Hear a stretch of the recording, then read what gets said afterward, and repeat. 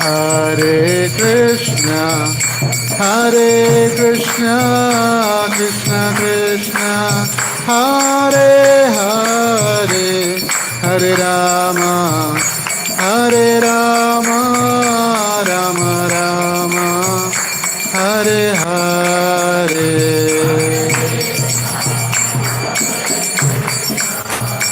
Krishna Krishna, Hare Hare, Hare Rama, Rama Rama. Nitai Gaura Hari Bol, Hari Bol, Hari Bol, Gaur Hari Bol.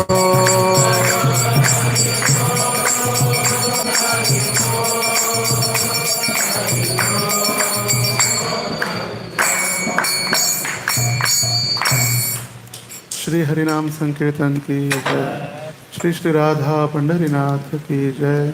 Shri Shri Nitai गौर सुंदर की जय। श्रील प्रभुपाद की जय। समवेत गौर भक्त वृंद की जय। ग्रंथराज श्रीमद् भागवतम की जय। निताई गौर प्रेमानंदे हरि हरि बोल। ओम नमो भगवते वासुदेवाय।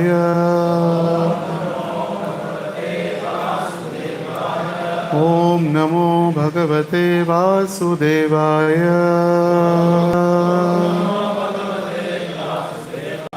नारायणं नमस्कृत्यं नरं चैव नरोत्तमं देवीं सरस्वतीं व्यासं ततो जयमुदीरये। नष्टप्रायेषु अभद्रेषु नित्यं भागवत सेवया भगवती उत्तमश्लोके भक्तिर्भवति नैष्ठिकीम्।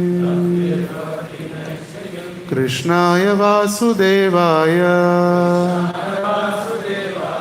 देवकी नंदनाय च नंदगोपः कुमाराय गोविंदाय नमो नमः। हरे कृष्ण। सभी भक्तों का आज के इस भागवतम कक्षा में स्वागत है। हम चर्चा कर रहे हैं ग्रंथराज श्रीमद् भागवतम स्कंद 11 अध्याय 10। अध्याय का शीर्षक है सकाम कर्म की प्रकृति और श्लोक संख्या है 11। तस्मा जिज्ञासयात्मानं आत्मस्थं केवलं परम संगम्य निरसेदेत द्वस्तु बुद्धि यथा क्रमम्। तस्मा जिज्ञासयात्मानं परम संगम्य निरसेदेत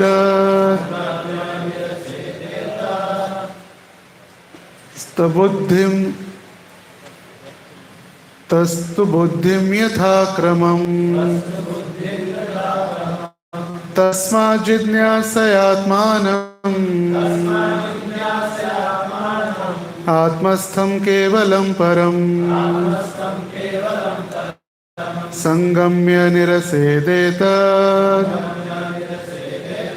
वस्तु बुद्धिं यथा क्रमम्।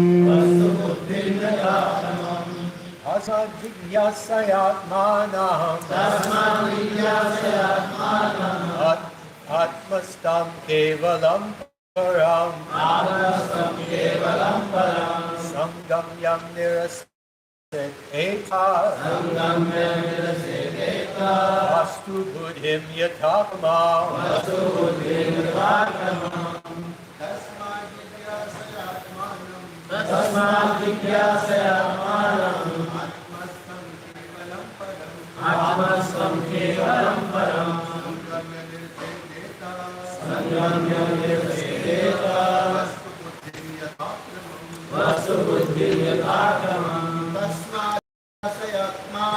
तस्मात् जिज्ञासयात्मानम् आत्मस्थं केवलं परम् आत्मस्थं केवलं परम् संगम्य निरसेतेत संगम्य बुद्धिं यथा क्रमम् वस्तु बुद्धिं यथाक्रमम् तस्मात् जिज्ञासयात्मानम् आत्मस्थं केवलं परम् संगम्य निरसेतेत वस्तु बुद्धिं यथाक्रमम्। अनुवाद दोहराइए। क्षमा कीजिए, शब्दार्थ दोहराइए। तस्मात्, इसीलिए, जिज्ञासया, ज्ञान के अनुशीलन द्वारा, आत्मानम, भगवान को, आत्मा, अपने भीतर, स्थम, स्थित, केवलम, शुद्ध, परम, दिव्य तथा सर्वश्रेष्ठ, संगम्य, विज्ञान द्वारा जाकर, निरसेत, बुद्धिम, वास्तविकता की धारणा, यथाक्रमम, धीरे धीरे, पदशः। अनुवाद और तात्पर्य। कृष्ण कृपा श्री मूर्ति एसी भक्ति वेदांत स्वामी श्रील प्रभुपाद जी के शिष्यों के द्वारा श्रील प्रभुपाद की जय। अनुवाद। इसीलिए मनुष्य को चाहिए कि ज्ञान के अनुशीलन, भगवान के स्वतंत्र सत्ता मानने के झूठे विचार को त्याग दे। तात्पर्य। क्रमम शब्द का अर्थ है कि मनुष्य अपने को स्थूल भौतिक शरीर से भिन्न अनुभव करते हुए अस्तित्व को देखना, न कि हर वस्तु को वस्तुतः परब्रह्म से उद्धृत करना।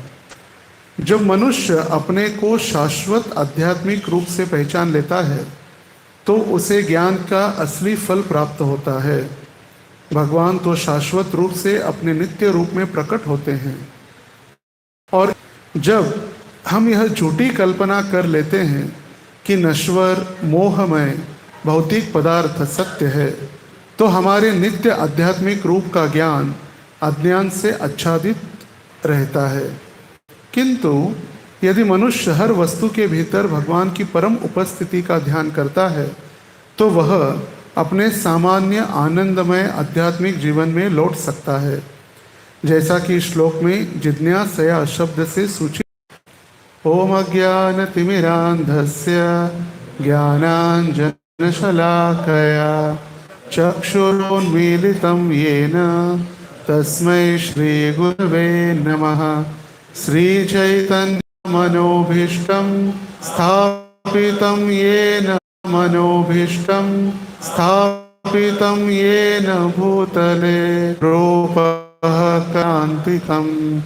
वन्दे अहं श्रीगुरो श्रीयुतपदकमलं श्रीगुरोन् वैष्णवांश श्रीरूपं साग्रजातं सहगण रघुनाथान्वितं तं सजीवं साद्वैतं सावधूतं परिजनसहितं कृष्णचैतन्यदेवं श्रीराधा कृष्णपादान् सनललिता श्रीविशांश।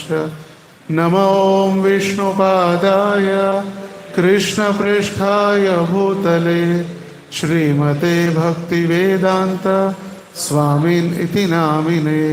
नमस्ते सारस्वते देवे पाश्चात्यदेशतारिणे। वाञ्छाकल्पतरुभ्यश्च कृपा सिन्धुभ्यैव च पतितानां पावनेभ्यो वैष्णवेभ्यो नमो नमः। जय श्री कृष्ण चैतन्य प्रभो नित्यानंद श्री अद्वैत गदाधर श्रीवासादि गौरभक्तवृंद। हरे कृष्णा कृष्ण कृष्ण हरे हरे हरे राम राम राम हरे हरे। मुखं करोति वाचालं पंगुं लंघायते गिरिं यत्कृपातमहं वन्दे श्रीगुरुं दीनतारिणं परमानंदमाधवं श्री चैतन्य ईश्वर। हरे कृष्ण। सभी भक्तों का आज के इस प्रातःकालीन भागवत कक्षा में स्वागत है। वैसे आज की भागवत कक्षा श्रील प्रभुपाद जी की थी, मगर वरिष्ठ भक्तों के आदेश से आज के इस श्लोक पर कुछ चर्चा करने का प्रयास करेंगे। वैसे महाराज जी के उपस्थिति में ये बोलना एक सबसे एक कठिन परिस्थिति उत्पन्न हो जाती है, फिर भी उनके ही आशीर्वाद और उनके कृपा से और सारे वैष्णवों की कृपा से श्लोक पर ये अध्याय श्रीमद् भागवत का 11वां स्कंद अध्याय क्रमांक 10। अध्याय क्रमांक 9 में भगवान उद्धव को अवधूत ब्राह्मण की कथा, जिस अवधूत ने 24 गुरु बनाए, उस अवधूत ब्राह्मण का उपाख्यान समाप्त करके इस 10वें अध्याय में सकाम कर्म की प्रकृति। वैसे भगवान श्री कृष्ण स्वधाम लौटने के पूर्व उद्धव जी को जो ज्ञान बता रहे, ये प्राय भगवत गीता जैसा ही है। और अर्जुन को जो ज्ञान बताया वो हुआ भगवत गीता, और यहाँ जो उद्धव जी को भगवान ज्ञान दे रहे हैं, जिसे कहा गया है उद्धव गीता या उद्धव गीता, भगवान ने उद्धव को जो ज्ञान स्वधाम जाने के पहले दिया। और आज के श्लोक में भगवान उद्धव जी को समझा रहे कि किस प्रकार एक व्यक्ति भगवत धाम से या भगवान के समीप रहते हुए इस भौतिक जगत में आता है, और भौतिक जगत में आने के उपरांत उसका दिव्य या उसका एक कार्य होना चाहिए था भगवान की सेवा करना। मगर इस भौतिक जगत के संसर्ग में आने के कारण वो तुरंत इस भौतिक जगत को ही सत्य मान लेता है। जैसे भगवान भगवत गीता में बताए कि जन्म मृत्यु जरा व्याधि दुख दोष अनुदर्शनम। तो कभी कभी लगता है कि जन्म में क्या कठिनाई है, कितना अच्छा है जन्म, सभी कहते हैं हैप्पी बर्थडे टू यू, चलो केक कटेंगे। बच्चे को लगता है कि मैं जब हंसता हूँ तो सारे परिवार के सदस्य हंसते हैं, जब मैं रोता हूँ तो सारा परिवार रोने लगता है। तो कहाँ है कठिनाई, कहाँ है, आनंद ही आनंद है। मगर जो अपने माता घर जो एक जीव उत्कंठा के साथ या तीव्र सहृदय भगवान से जो प्रार्थना करता है कि मुझे इस भव जंजाल से मुक्त कर दो, जल्द से जल्द मुझे यहाँ से बाहर निकालो, जिससे मैं आपकी अहेतुकी की भक्ति कर सकूं। मगर जैसे ही इस संसार में वो प्रवेश करता है, इस संसार की हवा या इस संसार का वातावरण, ऐसे तुरंत वो उसी क्षण भूल जाता है कि मैं क्या करने आया था और क्या प्रार्थना मैं कर रहा था। और भूलने के कारण इस संसार का रोग या भव रोग या संसार की आसक्ति, संसार का जो प्रेम, तथाकथित जो प्रेम है संसार का प्रेम, वो प्रेम के प्रति आसक्त होने के कारण वो संसार में ही पुनः अटकने लगता है। ये संसार की यही दशा है, जिसके कारण तुरंत, जैसे पानी के लिए पूछा जाता है पानी तेरा रंग कैसा, जिसमें मिला है वैसा। संसार का रंग ही ऐसा है जिसमें जिस संपर्क में आने के कारण जैसे संपर्क में आता है उसी के गुण उसको लग जाते हैं। और जब वो सोचने लगता है कि संसार में आने के बाद ये भौतिक संसार ही सब कुछ है और ये मेरा भौतिक शरीर शाश्वत है, मैं मरने वाला नहीं हूँ, उसको कभी सोचता भी नहीं हूँ मैं मरने वाला हूँ। कल ही हम चर्चा कर रहे थे एक भक्त के साथ बुढ़ापा आने के उपरांत भी प्राय मृत्यु बुढ़ापे में वैसे तो सभी हम बूढ़े, कभी मृत्यु आता है, कभी गारंटी नहीं, कभी भी आ सकता है। कभी कभी आजकल ये जो महाभयंकर रोग छोटे बच्चों से भी प्रारंभ हो चुके हैं। जैसे पहले शुगर वगैरह 40 या 50 के बाद हुआ करते थे, अभी 10-12 साल के बच्चों को भी 600 शुगर, बीपी, चश्मा सब चालू हो गया। इसलिए बूढ़ा कौन है ये अभी जानना मुश्किल हो गया। बूढ़ापा मतलब जिसकी मृत्यु नज़दीक है, मगर जो मृत्यु का समय अभी कब आने वाला है पता ही नहीं। तो इसीलिए सभी व्यक्ति जो इस भौतिक संसार में सोच रहे कि हम कभी मरने वाले ही नहीं, यही सबसे बड़ा एक आश्चर्य है। वो सोचता है मैं कभी मरने वाला ही नहीं, और जैसे इस भौतिक संसार के संपर्क में आता है तो भगवान को तुरंत भूल जाता है। और प्रभुपाद जी के शिष्य तात्पर्य समझा रहे कि एक व्यक्ति को भगवान के ज्ञान की आवश्यकता है, और उस ज्ञान को प्राप्त करने के लिए हमें भक्तों की आवश्यकता है। जैसे गुरु महाराज हमेशा बताते हैं कि जितने भी विद्यालय है, ये विद्यालय नहीं है, अविद्यालय है, जहाँ पर हमें एक बकेट और एक ब्रश लेके हर जगह पर अ लिखना चाहिए। जहाँ विद्यालय है वहाँ पर अविद्यालय। धर्म, अर्थ और काम, बस मोक्ष की कोई बात नहीं करता, धर्म की थोड़ी बहुत बात करते। अर्थ और काम, अर्थ मतलब पैसा, काम मतलब इंद्रिय तृप्ति की इच्छा, बस ये दोनों के ऊपर ही सारा कॉलेज जीवन, अपना शालेय जीवन, बड़ी बड़ी डिग्री, सब कुछ उसके ऊपर ही आधारित है। और इसीलिए अविद्यालय जिसको कहा गया, मगर ये प्रभुपाद जी जो कहे कि हर एक इस्कॉन मंदिर एक विद्यालय है, सिर्फ मंदिर नहीं, ये विद्यालय भी है, जहाँ पर आध्यात्मिक ज्ञान या भगवान के साथ हमारा जो संबंध है उसका ज्ञान दिया जाता है। ऐसे भारत में सैकड़ों मंदिर है जहाँ पर मंदिर पूरे खाली भरे हैं, सिर्फ दर्शन करने के लिए लोग आते हैं, पूजा पाठ करते हैं, अपने आँखों का एक्सरसाइज करके चले जाते। आई एक्सरसाइज, भगवान का दर्शन करना मतलब क्या है? सिर्फ आँखों का व्यायाम, और चले जाते। मगर उनको ज्ञान नहीं कि भगवान कौन है, या भगवान का नाम भी है, भगवान का रूप है, भगवान का धाम है, भगवान के भक्त है, भगवान की दिव्य वाणी है। धार्मिकता मतलब लोगों को लगता है कि एक अगरबत्ती दिया लगाओ, पूजा हो गई, बस। नाम, नाम रूप है। धाम, भगवान का एक धाम भी चेतन धाम है, सत्य चित्त आनंद घन स्वरूप भगवान का है। ये कोई सोचता भी नहीं, भले कितना भी धार्मिक व्यक्ति क्यों ना हो, इसके विषय में कभी नहीं सोचते। नाम, जैसे गुरु महाराज बता, नाम देव, नाम देव शब्द का अर्थ है एक नाम व्यक्ति है, नाम प्रभु है, इसीलिए नाम को भी देव कहा गया है। नाम देव, नाम प्रभु, जिसको हम हर रोज प्रातःकाल प्रार्थना करते हैं, इस नाम प्रभु को, कि कलयुग में नाम और नामी अभिन्न है, और इस नाम के आधार से हम धाम तक पहुंच सकते हैं। और इन भक्तों के द्वारा ही भगवत ज्ञान हम प्राप्त कर सकते हैं। और इसीलिए भक्तों का हमारे जीवन में सबसे बड़ा एक महत्वपूर्ण अंग है भक्तिमय जीवन में, क्योंकि जब तक हम भक्तों के सानिध्य में हमारे संबंध ठीक नहीं है, तब तक ज्ञान आने का प्रश्न ही नहीं।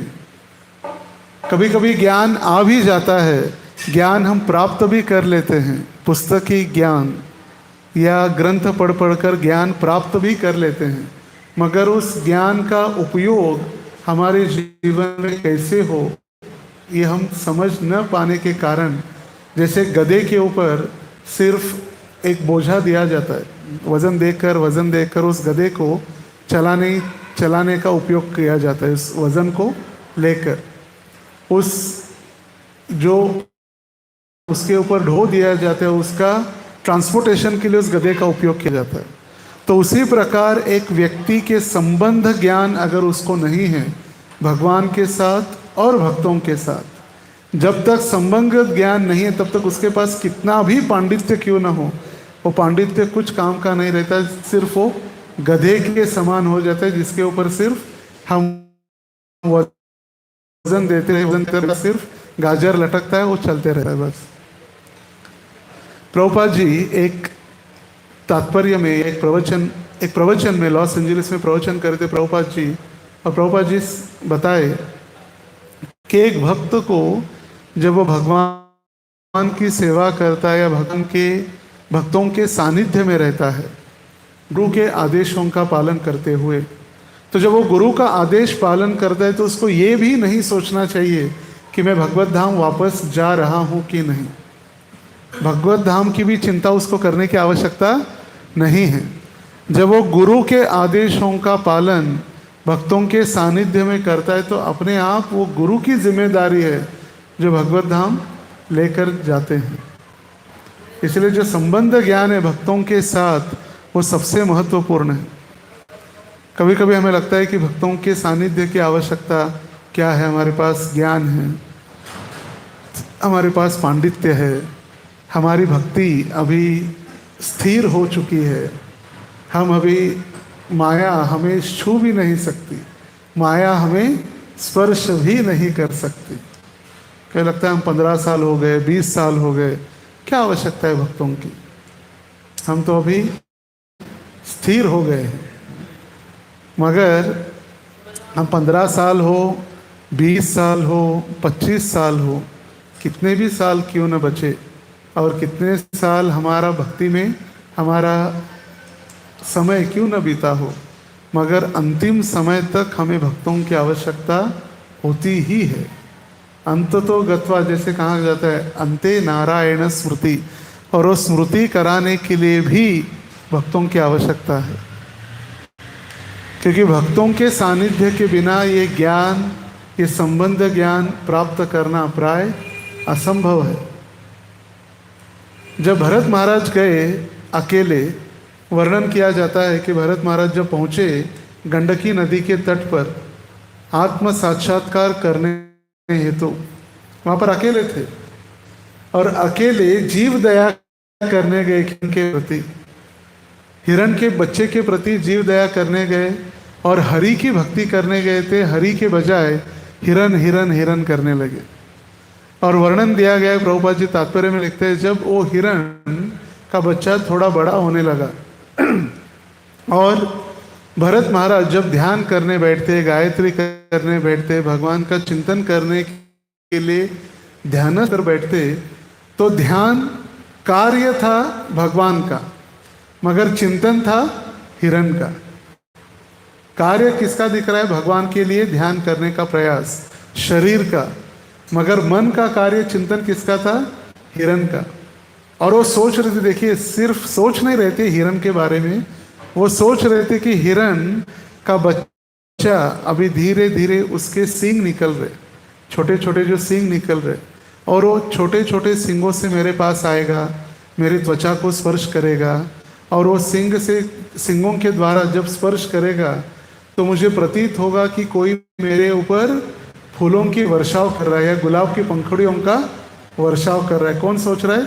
भाव स्तर तक पहुंचे हुए भरत महाराज। और हम तो अभी वैदिक भक्ति में ही आए हुए, वैदी रागानुगा जो श्रद्धा से प्रेम तक सोपान जो है, भाव भक्ति के स्तर तक पहुंचने के उपरांत उनके मन में ये विचार है कि ध्यान करने के बाद भगवान के ध्यान के बिना वो हिरण स्पर्श करेगा और गुलाब की पंखुड़ियों का वर्षाव मेरे ऊपर होगा, ऐसे उनको प्रतीत हो रहा है अगर वो मेरे पास आएगा तो। और उस तात्पर्य में प्रवक्ते, यदि कोई कृष्ण भावनामृत संघ में आने के उपरांत कोई भक्त भी यदि ध्यान धारणा या ध्यान या जप के समय में यदि हमारा कार्य जप का है या ध्यान का है, मगर चिंतन अगर इंद्रिय तृप्ति का है, तो फिर भक्ति में पतन होने के संकेत है, भक्ति से पतन होने के संकेत, सिग्नल, रेड सिग्नल। जैसे कुछ दिन पूर्व उड़ीसा, बालेश्वर या उड़ीसा में कहीं ट्रेन एक्सीडेंट हुआ, सिर्फ एक व्यक्ति के चेंज किया, तो एक गाड़ी का एक्सीडेंट हुआ और 2 गाड़ियां जो सामने आ रही थी उनका भी उसके कारण 3 गाड़ियां एक साथ एक्सीडेंट हुआ।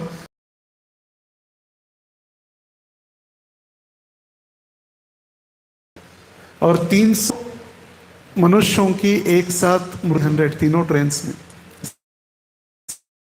में ट्रैक चेंज करते करते, और हमको लगता है कि हम बहुत अच्छे से ट्रैक पर चल रहे, भक्ति का ट्रैक। और भक्ति के ट्रैक में कभी कभी माया भी हमें भक्ति के जैसे ही प्रतीत होती है। माया भी भक्ति देवी के जैसे प्रतीत हो रहे, ऐसे ही तैयार होकर आ जाते, जैसे पूतना तैयार होकर गए यशोदा माता के पास कृष्ण को दूध पिलाने, और उनको लगने लगा साक्षात वैकुंठ की लक्ष्मी प्रकट हो चुकी है, वैकुंठ की सौभाग्य की देवी लक्ष्मी मेरे कान्हा के लिए दूध पिलाने के लिए आई है। और उन्हें किसी ने पूछा भी नहीं कौन है क्या है, कहाँ भगवान के पास जाने के लिए उनको अनुमति दे। तो सिर्फ माया भी हमारे पास ऐसे ही तैयार होकर आ जाते, हमको लगता है भक्ति, हम भक्ति कर रहे, मगर उस भक्ति करते करते हमारा कोई उस भक्ति में हम सही में भक्ति के ट्रैक पर चल रहे कि फास्ट ट्रैक पर चल रहे कि फास्ट फूड ट्रैक पर चल रहे। फास्ट ट्रैक होता है ना, अलग अलग, आज सब फास्ट है, फास्ट ट्रैक और फास्ट टैग, रुकना भी नहीं है।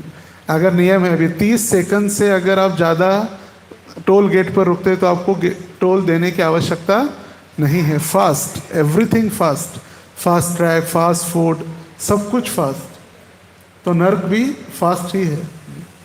जैसे महाराज जी उदाहरण देते हैं, फ़ोन बजता है तो गाड़ी चलाते चलाते बोले आई एम यमराज स्पीकिंग। हमारे पास फुर्सत नहीं है मरने के लिए, मगर यमराज जब फ़ोन करता है तो हमें रुकना ही होता है। कौन बोल रहा है? यमराज। हेलो हेलो, समय नहीं, मैं व्यस्त हूँ, बोलो रुको, मैं यमराज बोल रहा हूँ, समय तो निकालना ही पड़ेगा। यमराज स्पीकिंग। तो ये संबंध ज्ञान है, एक जीव और भगवान का संबंध ज्ञान। जीवेर स्वरूप है कृष्णेर नित्यदास। ये नित्यदास तो है, मगर इस भौतिक संसार में आने के बाद हर एक व्यक्ति किसी ना किसी का दास बन गया है।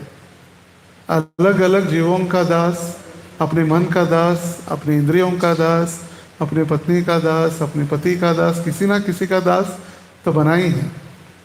मगर इस दास को जो उसका सही गुण धर्म है, उसकी सही सेवा है, वो है भगवत सेवा।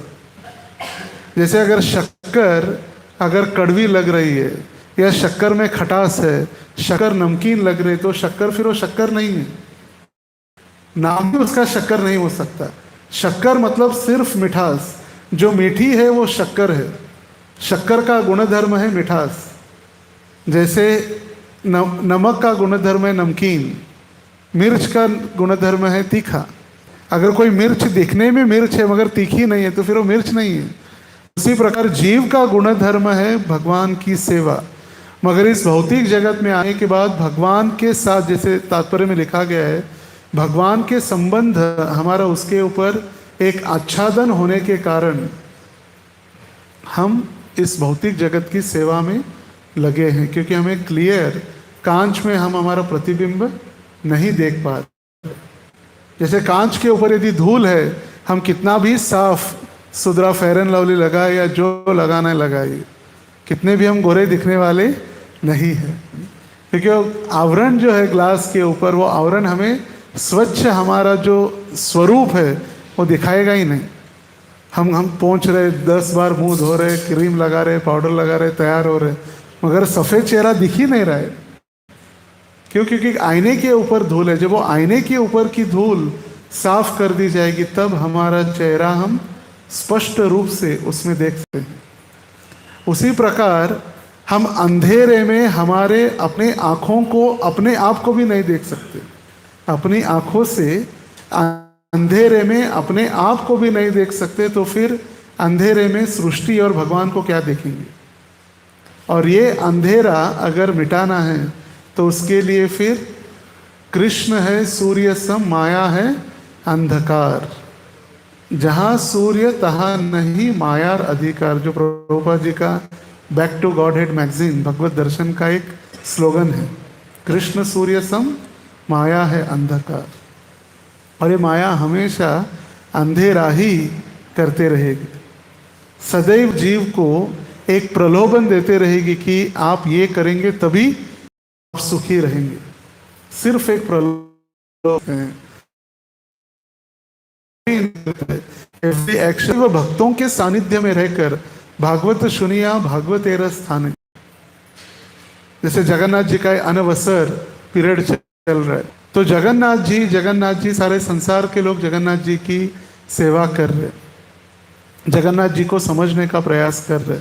मगर जब वैष्णव भक्तों के द्वारा जगन्नाथ जी को यदि समझना चाहिए तो एक ही वाक्य में जगन्नाथ जी को समझाया गया कि राधा रानी और ब्रजवासियों के विरह में जो कृष्ण है वो है जगन्नाथ। राधा रानी और ब्रजवासियों के विरह में जो कृष्ण का स्वरूप है वो जगन्नाथ है, एक ही वाक्य में। तो जब भक्तों के सानिध्य में हम रहेंगे तो हम जो पढ़ रहे, जैसे हम कुछ दिन पूर्व चर्चा कर रहे थे, कई स्थानों पर जहाँ पर भाषा या मातृभाषा मराठी नहीं होती, वहाँ पर प्रभुपाद जी के तात्पर्य मराठी पढ़ना भी, हम भले ही मराठी में बात कर रहे मगर तात्पर्य मराठी पढ़ना भी मुश्किल हो जाता है, और पढ़ने के बाद या सुनने के बाद वो अर्थों को, वो शब्दों को समझना भी मुश्किल है। भगवंतांची कैक लीला आहेत, भगवंतांच्या कैक लीला आहेत। कैक मतलब कौन सा, भी कौन से काली लीला है कि कैक मतलब कौन सी लीला है? कैक मतलब असंख्य लीलाएं हैं। तो कई सारे ऐसे शब्द भी है जो हम समझ नहीं पाते सिर्फ पढ़ने से, और इसीलिए जो हम पढ़ रहे उस पढ़ने के बाद उसको समझने के लिए, उसको आत्मसात करने के लिए हमें भक्तों की आवश्यकता है, तब जाकर हमें ये सही ज्ञान प्राप्त होगा। कई भक्तों में भ्रांत धारणा होती है कि गुरु मतलब सिर्फ हमें आध्यात्मिक दीक्षा देने वाले गुरु ही हमारे सब कुछ है। हाँ, सब कुछ है, मगर उन्हीं के साथ साथ उन्होंने जो आदेश दिए हैं उन आदेशों का पालन करने के लिए हमें अन्य वैष्णव, अन्य भक्तों की भी आवश्यकता है। गुरु ने जो आदेश दिए हैं उस आदेशों को किस तरह हम पालन अच्छे से करें, ये समझने के लिए हमें अनगिनत शिक्षा गुरुओं की आवश्यकता है। और इसीलिए कृष्णदास कविराज गोस्वामी जब चैतन्य चरितामृत लिखे तो चैतन्य चरितामृत का सबसे पहला आदि लीला का सबसे पहला अध्याय गुरु वर्ग, अध्याय का नाम है गुरु वर्ग। वर्ग मतलब बहुत सारे, अनगिनत। मैं उन बताता हूँ जिन्होंने मुझे आध्यात्मिक जीवन में सीखने के लिए या आध्यात्मिक जीवन में मुझे मार्गदर्शन दिया। अभी कृष्णदास कविराज गोस्वामी कह रहे, अभी कृष्णदास कविराज गोस्वामी ने चैतन्य चरितामृत चैतन्य महाप्रभु की लीला वर्णन किया जो स्वयं कृष्ण है। चैतन्य मंगल, चैतन्य भागवत में भी चैतन्य महाप्रभु की लीलाएं हैं। जो चैतन्य महाप्रभु के एक भक्त हुए जो रामलीला में हनुमान जी थे, मुरारी गुप्त। मुरारी गुप्त का एक कड़चा है डायरी। कई कई भक्तों में शिव जी को चैतन्य महाप्रभु ने शिव जी के प्रति शिव अष्टकम की प्रार्थना स्वयं शिव जी ने की है। चैतन्य महाप्रभु ने शिव जी की प्रार्थना लिखी है शिव अष्टकम। जैसे शंकराचार्य या अलग अलग आचार्यगण अलग अलग अष्टकम लिखते हैं, जगन्नाथ अष्टकम, पांडुरंग अष्टकम, ऐसे 8 श्लोकों में शिव जी की प्रार्थना की है। नमो नमस्ते त्रिदशेश्वराय भूतादिनाथाय मृडाय नृत्यम गंगा तरंगोत्थितबाल चंद्र चौड़ाय गौरी नयनोत्सवाय। ऐसे 8 श्लोकों में रचना की है। मुरारी गुप्त ने अपने कड़चे में लिखा है। किसने रचना की है? चैतन्य महाप्रभु ने। और चैतन्य महाप्रभु लिख रहे कि आप सदैव भगवान नाम में आप सदैव आसक्त रहते हैं। गोविंद, माधव, राम ऐसे नाम में आप सदैव आनंद लेते हैं। नारद जैसे महान भक्तों के साथ आप सदैव संपर्क में रहकर गान प्रवीणाय मत्त मतलब आप उन्मत्त हो जाते हैं। कौन? शिव जी मत्त हो जाते। कैसे? अलग अलग मुकुंद, गोविंद, राम, शौर्य ऐसे अलग अलग नामों का उच्चारण करते हुए। गौरी नयनोत्सवाय, और गौरी के लिए मतलब पार्वती के लिए उनके आप नयन के उत्सव है, नेत्रोत्सव। जैसे भगवान जगन्नाथ जी के अभी कुछ ही दिनों में दर्शन खुलेंगे तो नेत्रोत्सव होगा, मगर शिवजी पार्वती के लिए सदैव नेत्रोत्सव है। और हरेर भक्ति, शिवजी हरि की भक्ति देने के लिए सदैव लालायित रहते हैं। ते भी हरेर भक्ति, सदैव अपने भक्तों को वो हरि की भक्ति देने के लिए सदैव लालायित रहते हैं। मगर मूर्ख जो है भगवान शिवजी के पास जाकर भक्ति न मांगते हुए तथाकथित सुख मांगते हैं, और फिर आशुतोष नाम के शिवजी प्रसिद्ध हो जाते हैं। और वो आशुतोष नामक प्रसिद्ध शिवजी अपने भक्तों को प्रसन्न करने के लिए प्रसन्न हो जाते हैं और जो चाहिए सब कुछ देते हैं, मगर भक्ति नहीं देते। जैसे कृष्ण का भी वही एक लक्षण है, स्वरूप है। भगवान भी सब कुछ देते हैं मगर शुद्ध भक्ति नहीं देते। और इसीलिए शुद्ध भक्ति सुदुर्लभा है, सुदुर्लभा। भगवान सब कुछ दे रहे, इसलिए भक्ति में आने के बाद जैसे मैंने कहा, माया जब तैयार होकर आती है तो यही है, हमको लगता है कि हम जो कर रहे भक्ति कर रहे, जो हम सेवा कर रहे बहुत अच्छे से सेवा कर रहे, मगर उसकी भावना, उसका उद्देश्य अगर गुरु और कृष्ण की प्रसन्नता नहीं है, हमारा थोड़ा भी उसमें लवलेश है, तो फिर वो उसी प्रकार है। पूतना सुंदर रूप से लक्ष्मी का स्वरूप धारण करके आई और हम पूतना स्वरूप लक्ष्मी जो है उसकी हम आराधना करने लगे। तो इसीलिए ज्ञान का जो वर्णन इस तात्पर्य में क्या है, बिना ज्ञान के भगवान को समझ पाना प्राय असंभव है। जो श्लोक की इस तात्पर्य का जो अंतिम वाक्य लिखा गया है, इस श्लोक में जिज्ञासया शब्द से सूचित होता है हर मनुष्य को, यहाँ पर हर भक्त को नहीं लिखा है, हर मनुष्य को, जिस व्यक्ति को या जिस जीवात्मा को मनुष्य शरीर प्राप्त हुआ है उसको परम सत्य को समझने का गंभीर प्रयास करना चाहिए। गंभीर प्रयास। भगवान को समझना इतना आसान नहीं है। जैसे कारणोदोक्षायी विष्णु की जब हम कल चर्चा कर रहे थे, भगवान के स्वरूप में अलग अलग जब भगवान के अंश, कला, विस्तार जो है, अभी जितना हमारा ब्रह्मांड है उस ब्रह्मांड के समान, उस ब्रह्मांड के साइज के हमारे ब्रह्मा जी है, जो अंडांत रस्थ परमाणु चयांत रस्थम, जो अंडे के समान हमारा ब्रह्मांड है, उस ब्रह्मांड के हाइट के ब्रह्मा जी है। हम सोच भी नहीं सकते ऐसा है, ऐसा इतना बड़ा ब्रह्मा जी कैसे हो सकता है। और फिर भगवान की कला, अंश, विस्तार, फिर जितने सारे अंश, कला, विस्तार, ये पूरा वर्णन चतुर्व्यूह, फिर चतुर्व्यूह से उनके अलग अलग विस्तार। एते चांस कला पुंसा कृष्णस्तु भगवान स्वयं। सिर्फ कृष्ण को समझना इतना आसान है, हमको लगता है अरे वो इतना कठिन है कृष्ण, और इसीलिए और उससे अधिक कठिन है चैतन्य महाप्रभु को समझना। जैसे अलग अलग संप्रदाय है, श्री संप्रदाय, मध्व संप्रदाय, महानुभाव संप्रदाय, जहाँ पर सिर्फ कृष्ण की आराधना होती है। महानुभाव संप्रदाय में सिर्फ कृष्ण, कृष्ण के साथ राधा रानी, उनके कोई भक्त, गाय, गौएं, कुछ नहीं, सिर्फ कृष्ण, महानुभाव। मगर कृष्ण कभी अकेले नहीं रहते, वो महानुभाव संप्रदाय हो गए।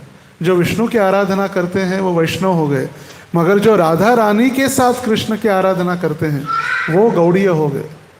जो राधा रानी के साथ, तो राधा रानी को समझना कृष्ण से कठिन है। और फिर इन दोनों का एकत्रित स्वरूप, देह भेदव गतौतव, जब दो देह एक हो गए, वो हो गए चैतन्य महाप्रभु, और फिर उनको समझना कितना कठिन है। और ये उनका ही संप्रदाय, गौड़ीय संप्रदाय, जो गौड़ देश से प्रारंभ हुआ।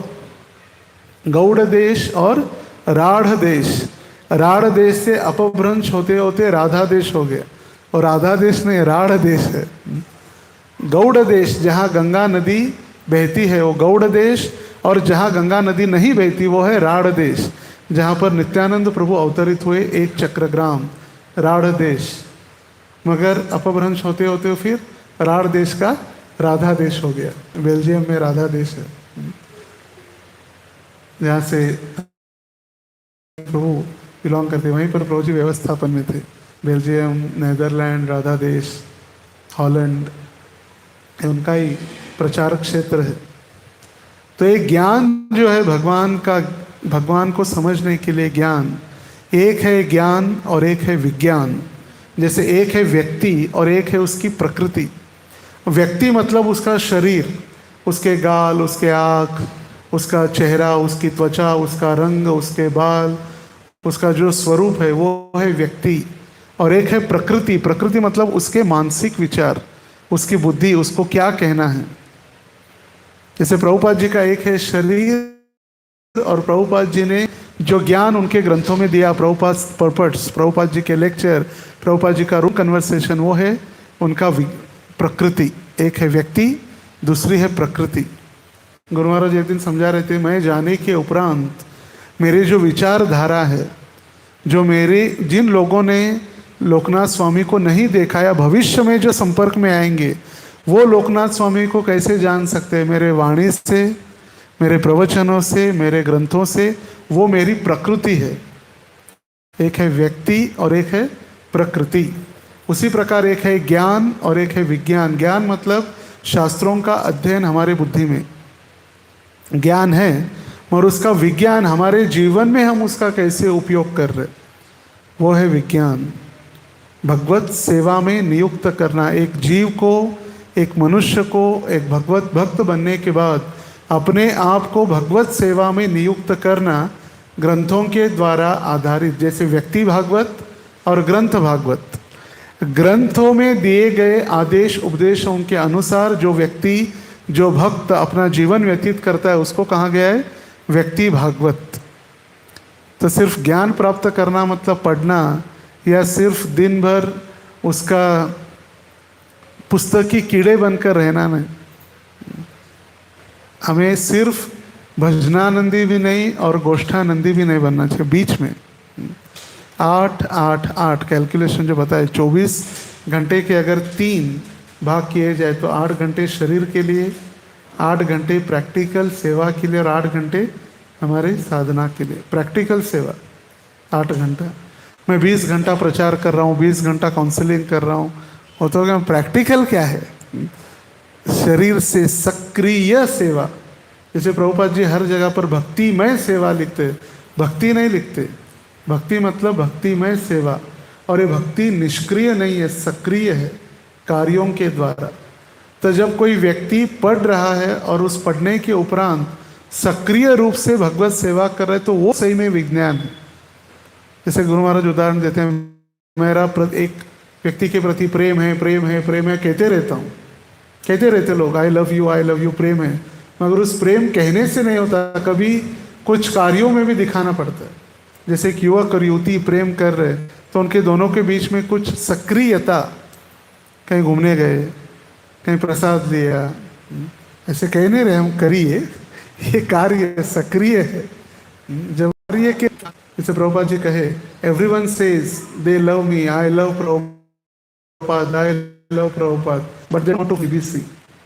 ये ढोंग है। Prabhupada ji, this is cheating, ये ढोंग है। If they are loving me means they should follow the GBC.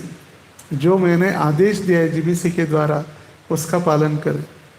उसी प्रकार भक्तों के प्रति प्रेम है, प्रेम है, वो प्रेम है, मगर उस प्रेम को सक्रियता में, सेवा में उसका रूपांतरण।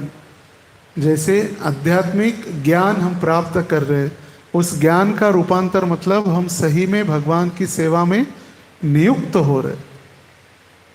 जो गुरुजन, आचार्यगण हमें भगवान की सेवा हमारे योग्यता के अनुसार भगवत सेवा में लगाया जाता है। गुण कर्म विभागशः निकुंज यौन, जो श्री विग्रह आराधन नित्य नाना, जैसे प्रभुपाद जी भी समझाए और गुरु महाराज भी कई बार इसका स्मरण दिलाते हैं कि हमने ये विग्रह स्थापित किए या प्राण प्रतिष्ठित किए हैं, मगर हम हर क्षण उस विग्रहों की, श्री विग्रहों की सेवा करने के लिए उपस्थित नहीं रह सकते।